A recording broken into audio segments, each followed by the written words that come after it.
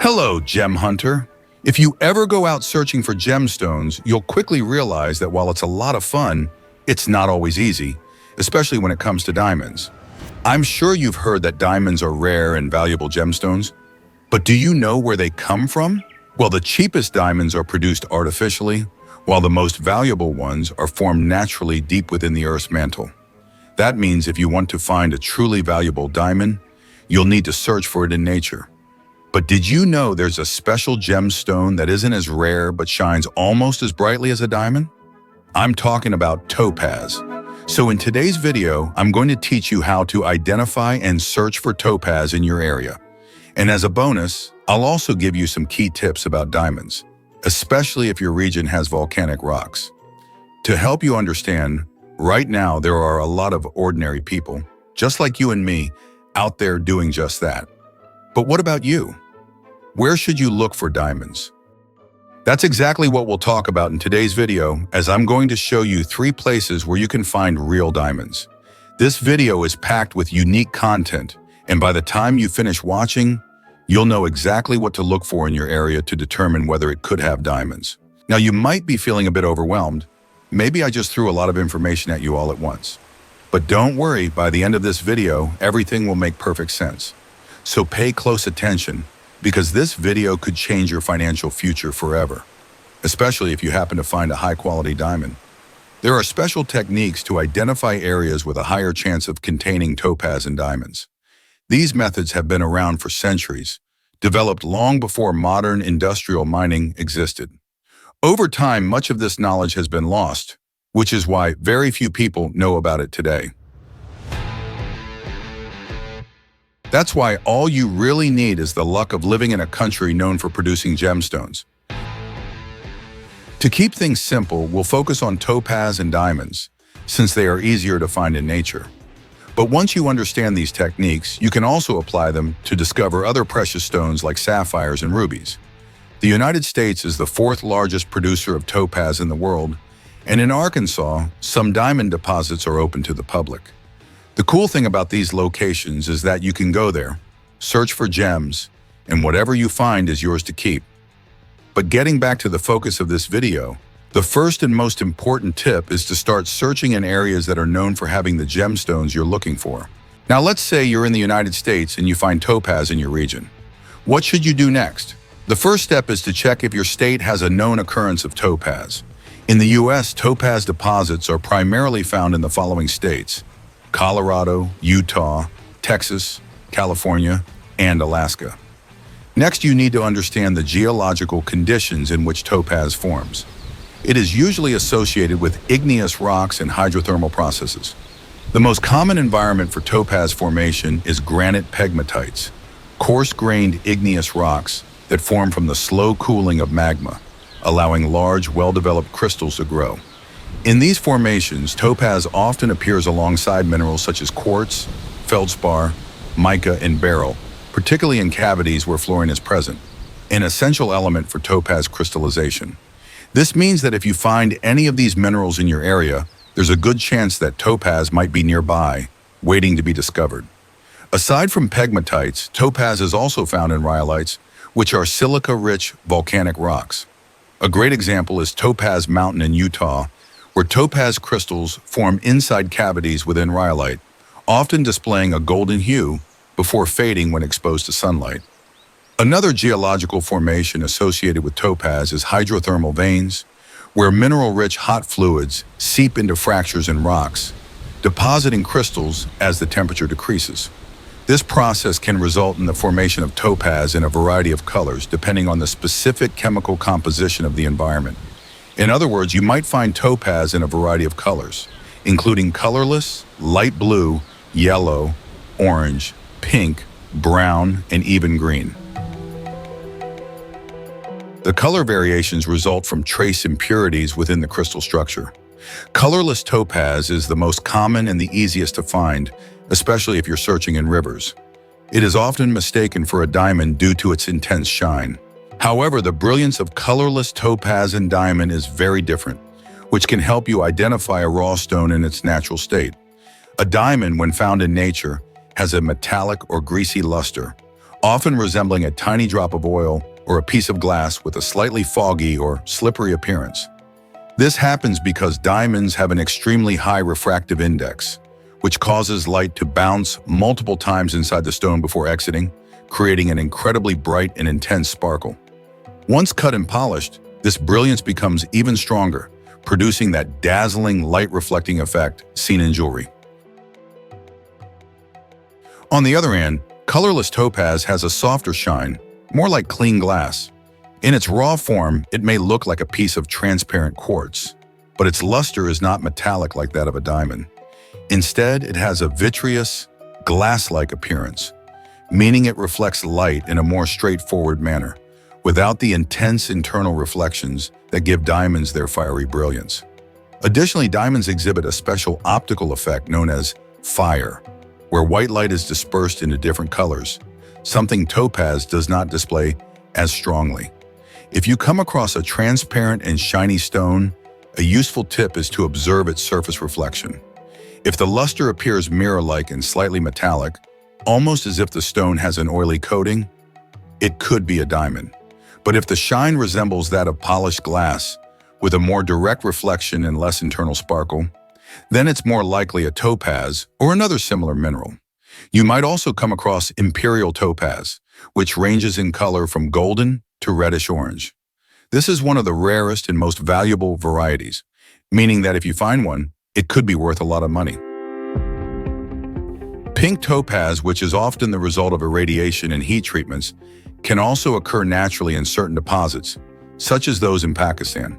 Light blue topaz can be found in nature, but in most cases its color is enhanced through laboratory treatments. Beyond these variations, brown topaz can be cut and polished to reveal a warm, golden brilliance, while green topaz is extremely rare and highly sought after by collectors, especially in its raw, uncut form. But what if you want to find topaz? Where should you look? The answer lies in the types of terrain where this gemstone naturally forms and the areas where erosion can expose it. Since topaz crystallizes in granite pegmatites and rhyolites, the best places to search for it are mountainous regions, rocky slopes, and areas rich in alluvial deposits, where weathering and water movement help release crystals from their host rock. The most recommended way to find topaz is by searching riverbeds and streams, especially those that pass through areas containing pegmatites or rhyolites. That's because flowing water gradually wears down the rocks where these gemstones form, eventually transporting and depositing the crystals in places where the current slows down, such as river bends and gravel beds. A crucial tip when searching in these areas is to use a sieve to help separate common rocks from valuable gemstones. Pay close attention to heavier stones, as topaz has a higher density than many common minerals. This means that if you hold a piece of topaz in your hand, you'll notice it feels significantly heavier than an ordinary rock of the same size. Another great place to look is rocky slopes and exposed outcrops. If you find areas with visible pegmatite formations or layers of rhyolite with cavities, you might be able to locate topaz still embedded in its host rock. Ancient volcanic regions where rhyolite deposits exist, such as Topaz Mountain in Utah, are well known for producing well-formed topaz crystals that can be found directly on the surface. These stones often become more visible after heavy rains, which help wash away the sediment covering them. Another effective strategy is to search for gravel deposits in abandoned mines or former mining areas. Places where pegmatites were once mined or where other gemstones were extracted may still contain topaz crystals hidden among the discarded material. Since topaz is highly resistant to weathering, it can remain intact for a very long time, even after the surrounding rocks have worn away. Additionally, if you want to increase your chances, as mentioned earlier, the best approach is to focus on locations where topaz has already been found, such as certain areas in Colorado, Utah, and Texas in the United States. But what if you don't live in the US? Don't worry, people from all over the world watch our videos and the same principles apply anywhere. Just do a quick Google search for places where gemstones have been discovered in your country, as there may be records of other types of precious stones near you. Even if your region isn't well known for producing gems, that doesn't mean there aren't hidden natural deposits waiting to be found. In fact, we talk more about this in our Beginner's Guide to Gemology ebook, where you'll find a complete dictionary of all cataloged gemstones. The truth is, there are hundreds of different gemstones documented worldwide, and many of them are still unknown to the general public. On top of that, a large portion of natural gemstone deposits remains unexplored, meaning there are still countless discoveries waiting to be made. Some of the most valuable gemstones in history, including diamonds, were found completely by accident in places where no one expected them to exist. So even if there are no official records of gemstones in your area, going out to search for them could lead to incredible discoveries. And who knows, depending on your luck, it might even change your financial future forever. But if you were to ask me, how can I increase my chances of finding something truly valuable? My recommendation is to start with alluvial deposits. In other words, sifting through the gravel that accumulates in riverbeds. That's because nature itself has already done part of the work for you, naturally sorting minerals by weight. Heavier materials settle at the bottom, while lighter ones stay on top. Additionally, searching 3 to 4 days after heavy rainfall can significantly improve your chances. That's because powerful storms can dislodge gemstones from their host rocks and transport them to new locations, making it possible to find them even in places where no one has searched before. So if you want to start hunting for gemstones in your area, the key is to research and explore the right locations. You don't have to limit yourself to topaz. Many other gemstones can be found in alluvial deposits, including quartz, garnets, sapphires, tourmalines, and even diamonds. If your region has a history of volcanic activity or pegmatite formations, your chances of finding something even more valuable increase. That's because the most precious gemstones require complex processes of high pressure and extreme temperatures to form. So even though this video focuses on topaz, you might be wondering, what if I find a different gemstone that isn't topaz or diamond? How can I accurately identify what I've discovered? Well, the good news is that once you have the gemstones in your hands, identifying them is actually the easy part. A quick online search can already give you a good idea of what you might have found. But if you want a more precise confirmation, you can consult a professional gemologist, an experienced prospector in your area, or even a jeweler who often has knowledge about gemstones. However, access to these professionals isn't always easy, and in some cases, dishonest people might try to undervalue the stone you found to make a profit at your expense. So to avoid this kind of situation and ensure that you can identify your discoveries with confidence, we created the ebook Gemology Journey for Beginners. This is a comprehensive guide packed with detailed descriptions, illustrative images, and simple tests that you can do at home to determine if the stone you found is truly valuable. But knowing where to search isn't enough if you don't also know what a raw diamond looks like in its natural state. Raw diamonds are very different from the cut and polished stones you see in jewelry stores. So before we talk about where to search, the first thing you need to know is what raw diamonds look like, so you won't let one slip by unnoticed. Diamonds have many specific forms and unique characteristics that make them stand out. Raw diamonds can take on a variety of shapes in nature, depending on how they were formed and the geological conditions they were exposed to over millions of years. The most common shape of a raw diamond is the octahedron, which looks like two pyramids joined at the base, a direct result of its natural crystal structure. However, they can also be found in more rounded or irregular shapes, especially if they've been transported by rivers or affected by erosion over time. Additionally, some raw diamonds may have surfaces with small markings or patterns, known as growth lines, which reveal the unique process of their formation deep within the earth. But even after evaluating a raw diamond, you might still have doubts about its authenticity.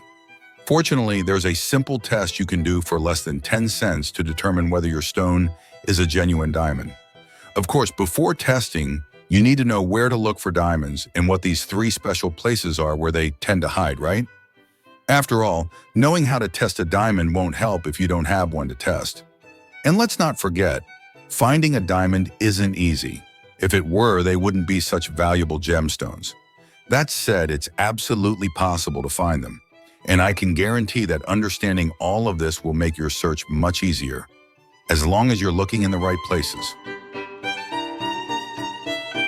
Now that you know what a raw diamond looks like, the primary place to find one is in regions with kimberlite deposits. If you're unfamiliar with kimberlite, it's an ancient type of rock formed in the Earth's mantle under the same high pressure and high temperature conditions necessary for diamond formation. During volcanic eruptions, magma from deep within the Earth carries diamonds to the surface. When the magma cools as it reaches the surface, it traps the diamonds within it. This is why every natural diamond at some point was extracted from kimberlite, including those found in rivers. A kimberlite vein can be as massive as a mountain and stretch for miles in some regions. Kimberlite fragments typically appear as dense, dark gray rocks with various small inclusions. Some of these inclusions, especially the green ones, are olivines, a type of gemstone that forms in the same conditions as diamonds and travels to the surface alongside kimberlite.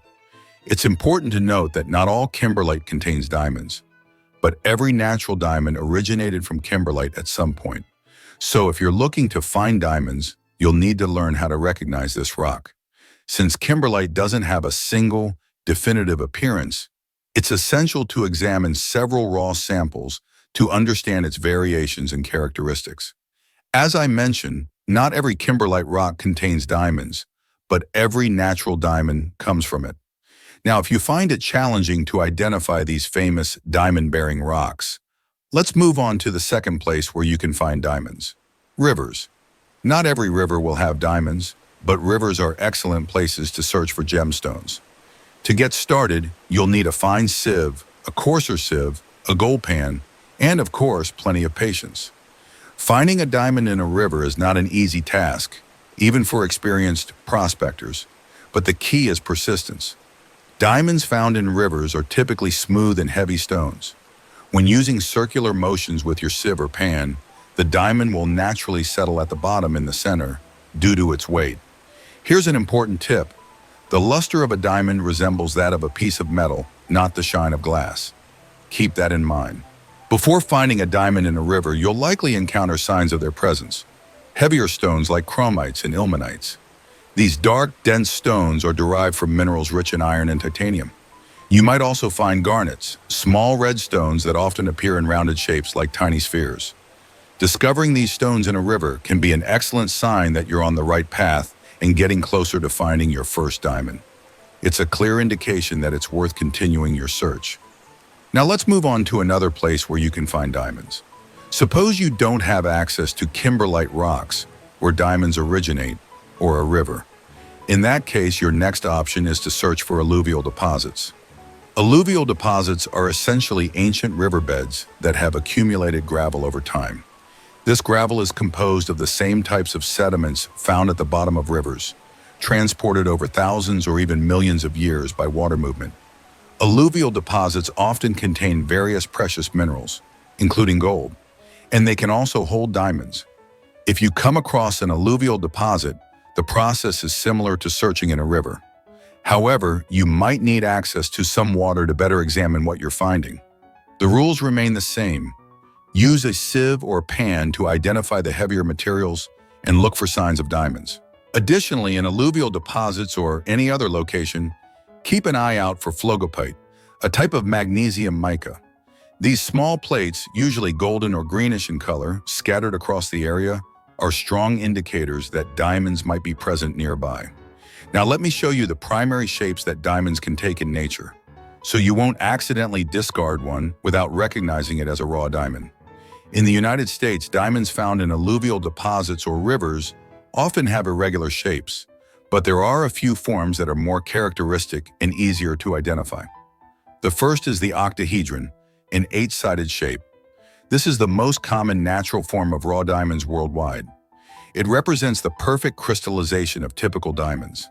These diamonds resemble two pyramids joined at the base, like those diamond-shaped balloons used at parties. In the United States, octahedral diamonds can be found in places like the Crater of Diamonds State Park in Arkansas, where raw formations are relatively common.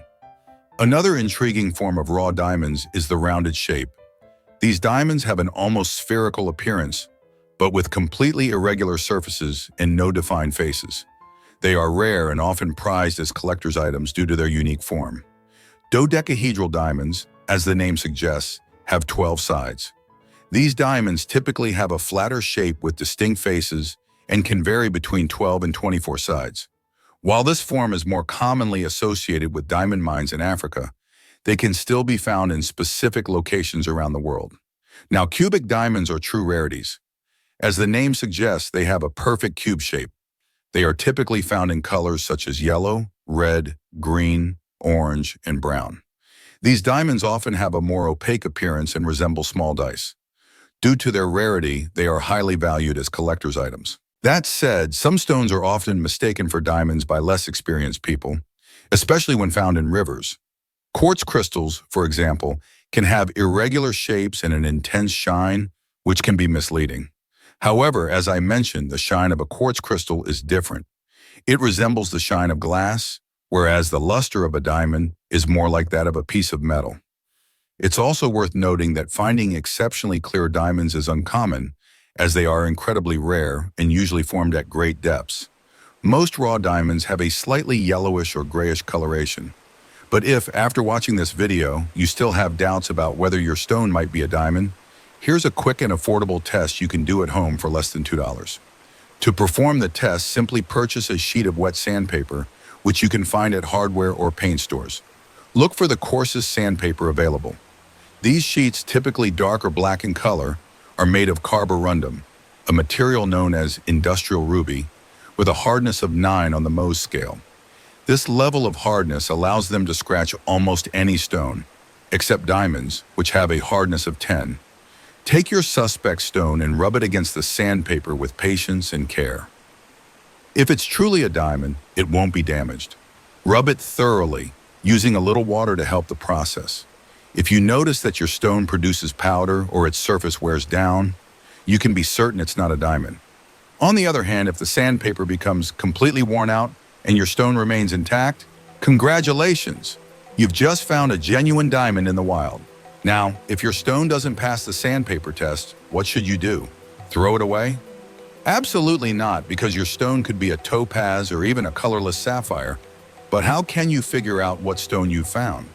After all, not every stone you come across in nature is a diamond, but many of them could still be valuable gemstones, like topaz, for example. To help you identify these stones and avoid discarding something valuable, my recommendation is to consult a gemologist who specializes in the field. However, this can often be expensive. So to assist you in this process, we've developed the ebook Gemology Journey for Beginners. This ebook was specifically created to solve this kind of problem, making gemstone knowledge accessible to everyone. It's a complete and practical guide filled with detailed descriptions, illustrative images, and simple tests you can perform at home to discover what type of stone you found. And the best part? You can access the ebook for free for 7 days. Just click the first link in the description to get immediate access. By purchasing the ebook, you'll not only support our project, but also equip yourself with the knowledge to explore the fascinating world of gemstones with confidence, greatly increasing your chances of success. If now isn't the right time to get the ebook, no worries. Subscribe to the channel to continue receiving our free weekly videos, packed with tips and information to help you identify incredible gemstones in nature. Speaking of which, the next video, already appearing on your screen, will teach you even more about finding gemstones in the wild. So don't miss the opportunity to watch it while it's still available for free. Thanks for liking and subscribing. Good luck, Gem Hunter!